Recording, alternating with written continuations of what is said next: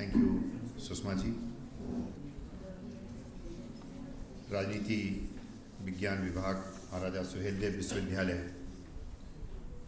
के द्वारा आयोजित इस एक दिवसीय सेमिनार, जिसका शीर्षक राजधर्म से सुशासन तक प्राचीन भारतीय विचार और आधुनिक प्रशासन है। मैं मंच पर आसीन हमारे स्पेशल गेस्ट प्रोफेसर राजशरण शाही जी, जो कि अंबेडकर विश्वविद्यालय लखनऊ से पधारे हुए हैं, हमारे मुख्य अतिथि मेरे नामारासी प्रोफेसर संजीव कुमार शर्मा जी, जो कि मेरठ विश्वविद्यालय से पधारे हुए हैं, लखनऊ विश्वविद्यालय से पधारे प्रोफेसर संजय गुप्ता जी, शिमला से पधारे हुए प्रोफेसर विजयन पांडे जी और बस्ती से पधारे हुए प्रोफेसर रामहित त्रिपाठी जी, इस सभागार में उपस्थित विश्वविद्यालय के कुल सचिव, मेरे अग्रिम पंक्ति में बैठे सभी सम्मानित शिक्षकगण, प्रिय छात्र एवं छात्रा।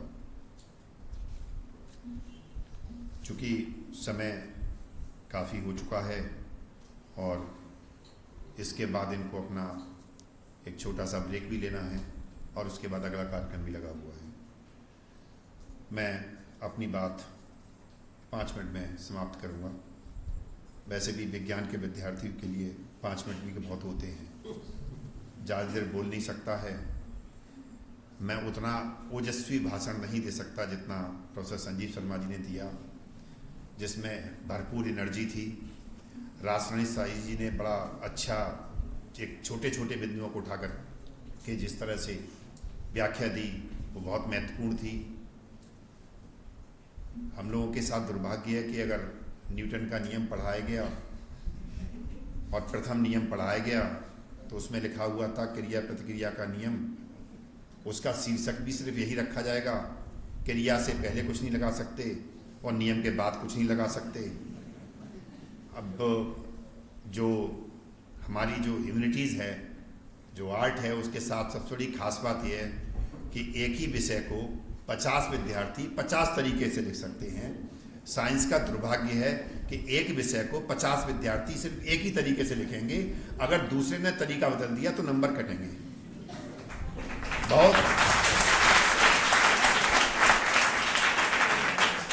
बहुत अच्छा विषय। और दोनों के भाषण सुनने के बाद जब राजधर्म की बात आई, जब बात ये आई कि राजधर्म कैसा होना चाहिए, बड़ी अच्छी व्याख्या आप लोगों ने की और जिसमें कि धर्म को जोड़ा गया और कहा गया कि धर्म होगा तभी राजा अपना सही राजनीति का पालन कर पाएगा। लेकिन वर्तमान परिवेश जो है उसमें चीज़ें बदल गई। मुझे नहीं पता कि राजनीति का धर्म है या धर्म की राजनीति है। यही नहीं पता लगता सर कि कौन कौन सी राजनीति खेल रहा है, लेकिन ये बिल्कुल फैक्ट है, ये बिल्कुल शाश्वत है कि धर्म और राजनीति एक दूसरे से जुड़े हुए हैं। आपने बड़ी अच्छी बात कही सर कि कैसे सुशासन होता है। मेरी विचारधारा थोड़ी डिफरेंट है और मैं कई बार ये सोचता हूँ, मेरी कि प्रासंगिक ना लगे, कि मैं वो सोचता हूँ कि प्रवेश निगर की जय सब काजा हृदय राख कौशलपुर राजा। जब आप किसी कार्य को करने चलते हैं और परमात्मा ने जब आपको राजा बना करके भेजा होता है, राजा का अर्थ सिर्फ यही नहीं है कि वो एक राज्य पर राज करने वाला ही राजा होता है। राजा बहुत सारे तरीके के होते हैं। अगर आप विश्वविद्यालय के कुलपति हैं, आप रह के देख चुके हैं, तो वहाँ भी आप राजा ही होते हैं। एक जिले का डीएम अपने जिले का राजा होता है, सूबे का मुखिया जो होता है वो सूबे का राजा होता है, और जो देश का मुखिया होता है वो देश का राजा होता है। हर एक की अपनी अपनी सीमा है, हर एक की अपनी परिधि है। लेकिन जब सर आप अपने हृदय के अंदर ये सोच करके चलते हैं कि मुझे एक राज करना है और जो नीतियां बनी हुई हैं जिसमें कि प्रजा के सुख प्रजा के हित की बात लिखी हुई है, अगर मैं वही सर्वोपरि लेकर के चलूंगा तो आपके राजधर्म का पालन अपने आप हो जाएगा, आपकी राजनीति का पालन अपने आप हो जाएगा। जिस तरह से आपने उदाहरण दिया कि राजा ने कहा कि जिसकी मां नहीं है उसको मुझे मान लिया जाए, जिसका भाई नहीं है मुझे मान लिया जाए, है ना। इसी तरह से जब आप सोच करके चलते हैं, जब इस तरह से मिलकर के जब कोई प्रशासन का कार्य करते हैं, तब जा करके आप सही मायने में राजधर्म का पालन करते हैं। आपने एक बड़ी अच्छी बात कही कि हम सीखते कब हैं, और हमें सीखने के लिए सर ये बहुत जरूरी है कि हम अपने आप को खाली रखें। बहुत सुंदर बात आपने कही। जब उस राजकुमार ने जाकर के अपना परिचय अपने पिता से दिया, अपने राज्य से दिया, तो उसे लौटा गया, क्योंकि वो खाली नहीं था। जितने भी विद्यार्थी गण यहां बैठे हुए हैं, अध्यापक भी एक विद्यार्थी ही है। अध्यापक ताउम्र एक विद्यार्थी रहता है। विद्यार्थी तो एक शिक्षा ग्रहण करने के बाद चला जाता है, और जब किसी प्रशासनिक या किसी दूसरी सेवा में आ जाता है तो विद्यार्थी नहीं रहता है। अध्यापक इकलौता जीव है इस पूरे संसार में जो ताउम्र विद्यार्थी ही रहता है, और वही अध्यापक जिंदगी में कुछ कर पाया, कुछ नया कर पाया, कुछ नया अध्याय लिख पाया, कुछ नाम कमा पाया, जिसने अपने आप को विद्यार्थी मान करके चला। जैसे ही आप अगर आप अपने आप को ये कहते हैं कि मैं वनस्पति विज्ञान का छात्र हूं, तो आप सोच लीजिए कि आप सीखने के उद्देश्य से खड़े हुए हैं। और जैसे ही आप स्टेटमेंट देते हैं, ये जो वाकया मैं बॉटनी वाला वाकया बता रहा हूं सर, ये मेरठ यूनिवर्सिटी का ही वाकया है, बहुत पुराना वाकया है। मेरे एक गुरु हुआ करते थे जो कि मेरठ यूनिवर्सिटी से ही निकल के मेरे डिपार्टमेंट में आ गए थे। उन्होंने बॉटनी डिपार्टमेंट का एग्जाम्पल दिया। कुछ छात्र थे बॉटनी के, जो सीनियर छात्र भी थे, कुछ पीएचडी कर रहे थे, एक दो टीचिंग में आ चुके थे, और मेरठ यूनिवर्सिटी के भ्रमण पे आए थे। और ये वाकया मेरठ यूनिवर्सिटी के बॉटनी डिपार्टमेंट में कुछ लोगों ने प्रोफेसर एम के सिंगल साहब को सुनाया, एम के सिंगल साहब ने प्रोफेसर सुंदरलाल जी को सुनाया, और प्रोफेसर सुंदरलाल जी ने मुझे सुनाया। तो सोचिए मैं कितनी पुरानी एक लीगेसी उसकी बात कर रहा हूँ। तो बॉटनी डिपार्टमेंट के हेड थे, उन्होंने पूछा कि आप लोगों का परिचय क्या है। तो उन्होंने परिचय दिया, उन सभी लोगों ने परिचय दिया, वी आर बॉटनिस्ट। बच्चों ने परिचय दिया, we are botanist. Head of the department जो कि सीनियर प्रोफेसर थे, उनका जवाब था I am trying to be. ये अंतर होना चाहिए।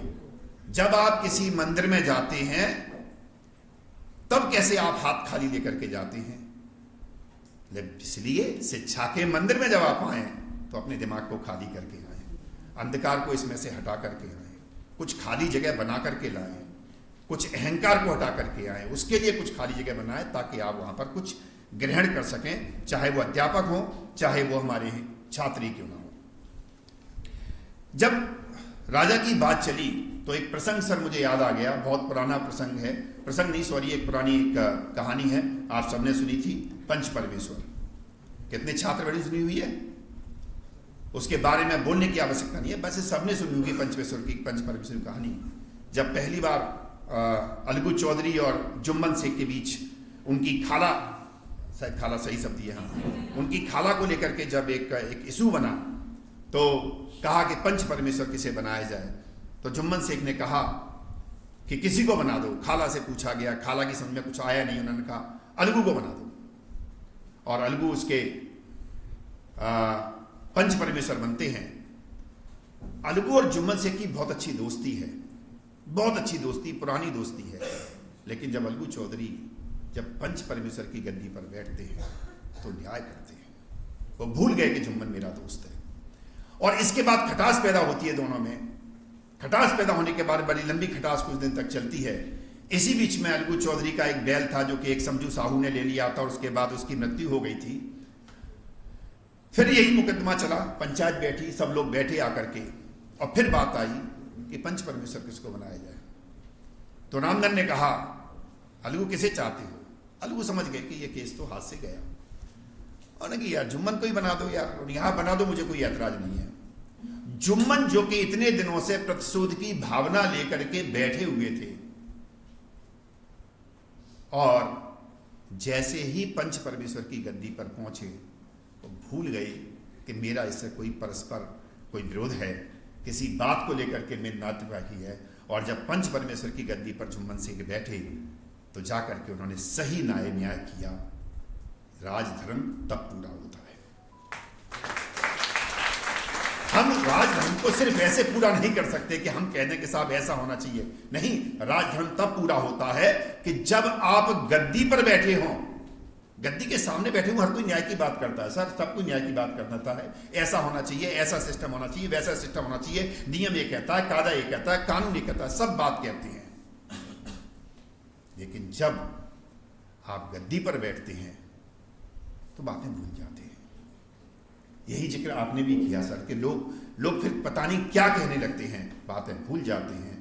राजधर्म पर गद्दी पर बैठते समय, किसी भी कुर्सी पर बैठते समय एक बार छोटा सा आकलन इस बात का जरूर किया जाए कि जो सामने व्यक्ति बैठा हुआ है, जो मुझसे न्याय की उम्मीद लेकर के बैठा हुआ है, मेरे पास मेरे सामने आया हुआ है, यदि उसकी जगह मैं बैठा होता तब मेरी क्या मनस्थिति होती, मुझे किस तरह का न्याय चाहिए होता, मैं किस तरह के राजधर्म की बात करता। अगर आपने इतना सोच लिया तो आप ये मान के चलिए आज राजधर्म का सही पालन, सही अनुपालन, सही दिशा में कार्य कर पाएंगे, एक प्रजाहित की बहुत सही बात कर पाएंगे। हम बात करते हैं धर्म की और अर्थ की, ये बात भी साथ साथ चलती है। इस पर भी एक विचार मेरा कहीं चल रहा था कि हम अर्थ के बिना धर्म की बात नहीं कर सकते और धर्म और अर्थ के संतुलन के बिना राजनीति की बात नहीं कर सकते। और इसीलिए जब धर्म और राजनीति की बात आती है, मैं राजधर्म की बात नहीं, धर्म और राजनीति की बात करते हैं, तो हमें इस बात का ध्यान रखना चाहिए कि हमारे राजधर्म में पारदर्शिता जरूर होनी चाहिए। हमारी सबसे बड़ी जो समस्या है कुर्सी पे बैठने के बाद, वो कहीं ना कहीं पारदर्शिता में कमी आती है। आप जो बोलें, आप जो करें, यदि उसको मैं किसी एक संस्था के हिसाब से बात भी करूं, अगर विश्वविद्यालय में अगर आप कोई कार्य करें तो उसे वेबसाइट पर डलवा दीजिए, उस पर वेबसाइट पर प्रदर्शित कर दीजिए, ताकि आपकी पारदर्शिता बनी रहे। आपने जो नियम बनाए, जो कानून बनाए, वो कहीं ना कहीं आप उनका उल्लेख कीजिए, लोगों के साथ उनको विचार करिए, लोगों के साथ उनको डिस्कशन करके वहां तक पहुंचाइए। उत्तरदायित्व आपको ध्यान रखना पड़ेगा। आपका क्या उत्तरदायित्व है, आपके अधिकारियों का क्या उत्तरदायित्व है, आपकी निचली पादन पर बैठे लोगों का क्या उत्तरदायित्व है, इस बात को हमें ध्यान रखना पड़ेगा। जन भागीदारी की बात हमें अवश्य करनी पड़ेगी। ऐसा नहीं हो सकता कि आपने एक डिसीजन ले लिया और वो निर्णय जो आपने लिया वो कुछ खास लोगों तक के लिए सीमित था। नहीं, आपको जन भागीदारी की बात करनी पड़ेगी, तब जाकर के आप सही राजधर्म की बात कर पाएंगे। और जो आपका न्याय हो वो पूर्णतया से निर्णायक हो, ये चीज़ बहुत जरूरी है। और अंत में मैं एक बात और कहूँगा, समानता बहुत जरूरी है। हम अगर राजा बनना चाहते हैं और दिमाग में असमानता है, असमानता किसी भी चीज़ को लेकर के हो सकती है। असमानता सिर्फ मैं असमानता वर्ड कह के छोड़ रहा हूँ, असमानता जाति विशेष को लेकर सकती है, धर्म विशेष को लेकर के हो सकती है, एक स्तर विशेष को लेकर के हो सकती है, मानसिक स्तर को लेकर के हो सकती है, अर्थ विशेष को लेकर के हो सकती है। दैट डजंट मैटर कि किस तरह की चीज़ आप, लेकिन किसी भी सेंस में क्यों ना हो, हम समानता की बात करें। और जब हम ये बात करेंगे तब जाकर के हम उम्मीद करेंगे कि हम एक राजधर्म का पालन कर रहे हैं। अंत में मैं अपनी बात समाप्त करूंगा कि जो राजा प्रजा के हित और सुख की बात करे, जो राजा प्रजा के हित की, सुख की, उसके बेटरमेंट की, उसके फ्यूचर की और उसके ओवरऑल विकास की बात करे, वही राजा है। बाकी अगर आप नहीं बात कर पाए तो आप ये मान करके चलिए, आप एक राज की कुर्सी पर बैठेंगे, एक राजा की कुर्सी पर बैठेंगे। जिस दिन बैठेंगे उस दिन लोग आपको याद करेंगे और सिर्फ उस क्षण तक आपको याद करेंगे, सिर्फ उस क्षण तक आपको याद किया जाएगा जिस क्षण तक आप उस कुर्सी पर बैठे थे। आप जैसे ही कुर्सी पर उतरते हैं, अगला काम प्रजा के लोगों का क्या होता है उसको कहने की आवश्यकता नहीं है। मैं अगर with respect to the vice chancellor भी अगर सर बात करूं, तो जिस दिन आप कुलपति बन करके बैठते हैं, आने वाले लोग जो होते हैं, सर आपका सिस्टम बहुत सही चल रहा है, आपका सिस्टम बहुत सही है सर, आपका ये वाला सिस्टम भी सही है, परीक्षा बहुत समय से सर हो रही है, रिजल्ट भी सर समय से निकल गया, पिछले दिनों में पता नहीं सर क्या गड़बड़ हो रही थी, टाइम पे रिजल्ट नहीं, ये डायलॉग फिक्स है। ये डायलॉग फिक्स है, इसमें कहीं कोई परिवर्तन नहीं होना। मेरे जाने के बाद भी मेरे बाद जो अगले राजा आएंगे उनके सामने भी सेम डायलॉग होगा, कहने वाले भी लोग सेम होंगे। इसलिए इस बात को लेकर के राजा को ध्यान में रखना चाहिए कि ये जो आपके सामने बात चल रही है, क्योंकि यही राजधर्म से आपको हटाएगी, यही चीज राजधर्म से आपको हटाएगी। मैं सर एक संस्थान का निदेशक बना, एक छोटा सा उदाहरण देता हूं। संस्थान का निदेशक बना, जिस दिन मैं कुर्सी पे जाकर के बैठा, उस दिन मेरे दिमाग में कुछ एक चीज सेट थी। वो चीज क्या सेट थी कि मुझे पता था इस संस्थान के 4 शिक्षक हैं, उन 4 या 5 शिक्षक थे, उनका गुट था, उनका एक फिक्स नियम था। जिस दिन संस्थान का कोई निदेशक आया, सबसे पहले वो एंट्री मारते थे।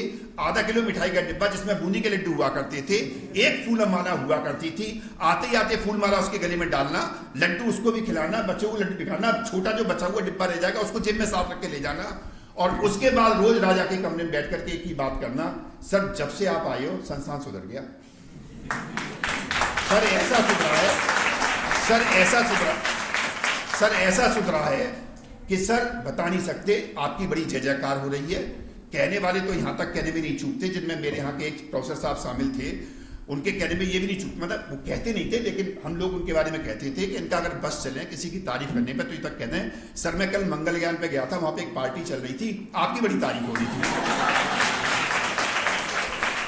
तो राजधर्म में ये भी चीज इंपॉर्टेंट है कि सामने जो व्यक्ति बैठा हुआ कह रहा है, आपके सामने आपकी प्रशंसा कर रहा है, उससे आप विचलित ना हो जाएं। इसीलिए प्रजा के हित, प्रजा के सुख, प्रजा के ओवरऑल विकास की बात करिए। आज इस संगोष्ठी में इस पॉलिटिकल साइंस डिपार्टमेंट के सभी हमारे शिक्षक साथीगण, जिन्होंने एक सफल सेमिनार का आयोजन किया, पिछली बार भी सेमिनार की थी इन्होंने, पता नहीं ये कुछ कन्फ्यूजन सा सर क्रिएट करते रहते हैं। पिछली बार इन्होंने संजीत जी को बुलाया, आधे लोग कंफ्यूज रहे, संजीत कौन है, संजीव कौन है। अब की बार उन्होंने ताली हटा दिया, वाही लगा दिया कि दोनों ही मिला करके एक जैसे बुला करके उठा देते हैं। मैं साधुवाद देता हूं आप सभी को, आप सभी पूरे विभाग को, विश्वविद्यालय के सभी लोगों को जिन्होंने इस कार्यक्रम को सफल बनाने में प्रत्यक्ष और अप्रत्यक्ष रूप से अपना सहयोग दिया। बहुत बहुत धन्यवाद आप सभी का।